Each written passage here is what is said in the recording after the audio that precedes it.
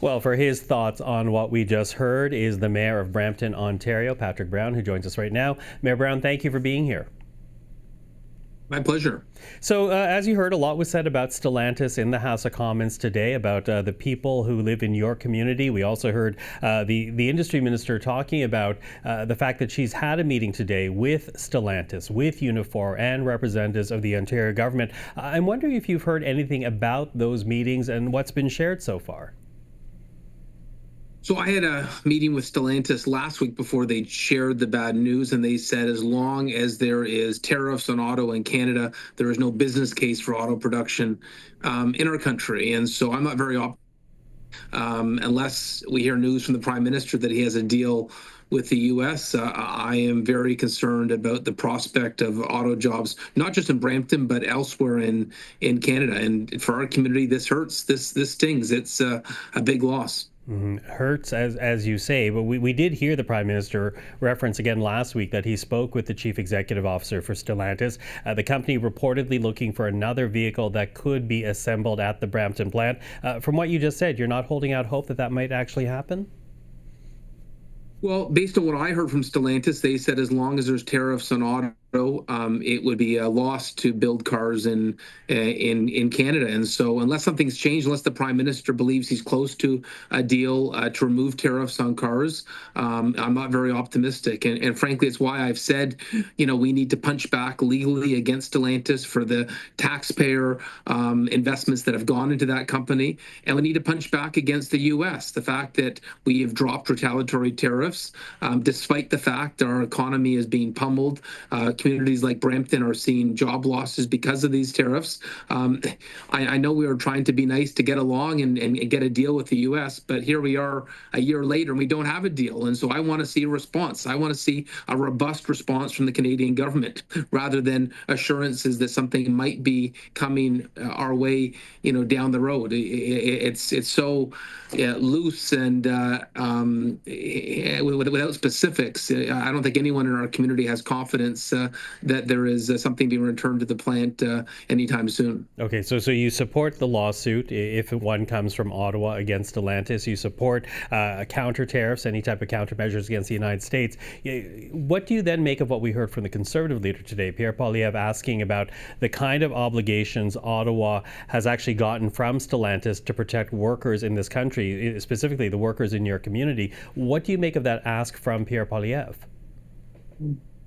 So I think it's a legitimate question. I think part of House of Commons, the theatrics of question period also comes with discussion of policy. And I think I would like to know what's inside that contract with Stellantis, not just the 2022 contract. In 2022, obviously there was investments based on retooling and production incentives. But don't forget the precursor to this company. The plant used to be Chrysler, and in 2009, the company received a bailout from the government of Canada under Stephen Harper. And so whether it was the 2009 bailout, whether it was the investment in 2022, what legal obligations does the company have to Canadian taxpayers and the Canadian government and the Ontario government? And so, yes, I want to know what legal obligations they have. I want those contracts analyzed. I hope that they're transparent and in the public. And I would like to see the government's response on that. So we'll see what comes of that. As we heard from the industry minister, Melanie Joly, today, they have agreed to produce documents for the committee looking into this matter on the Hill. So we'll keep following that. I wonder, though, while I have you here, is it time to launch some type of retraining program for workers and accept the fact that auto production in this country, in your community, is essentially a declining industry with the stance that the big three are taking right now?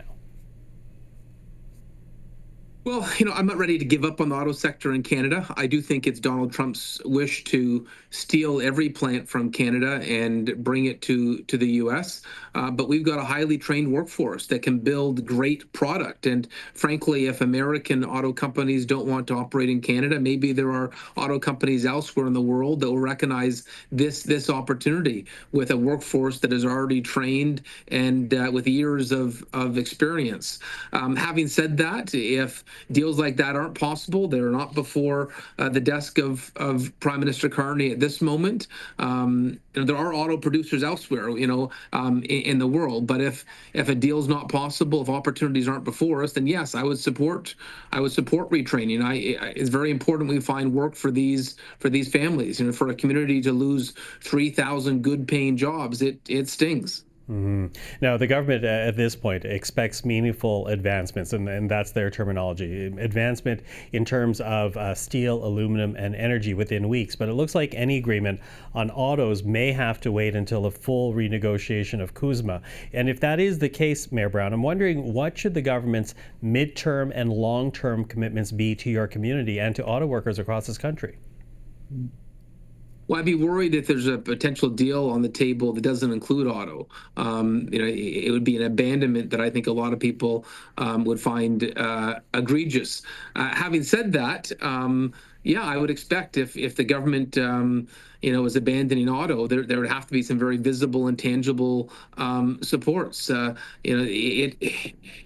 3,000 jobs isn't limited to 3,000 jobs. It's the hospitality around the plant, the restaurants that support all those workers, the logistics sector that ships that product. It's the auto parts supply chain that is going to be impacted. This has ramifications well beyond the auto sector, and so it's why giving up on the auto sector, is the last resort. It's going to hurt well beyond the walls of that plant. Mayor Patrick Brown, I appreciate the time this evening. Thanks for the insight. Thank you.